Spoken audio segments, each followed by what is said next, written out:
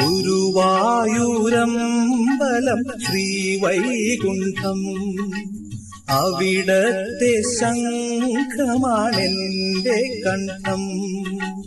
കാളിന്തി പോലെ ജനപ്രവാഹം, ഇത് കാൽക്കലേക്കോ വാകച്ചാർത്തിലേക്കോ?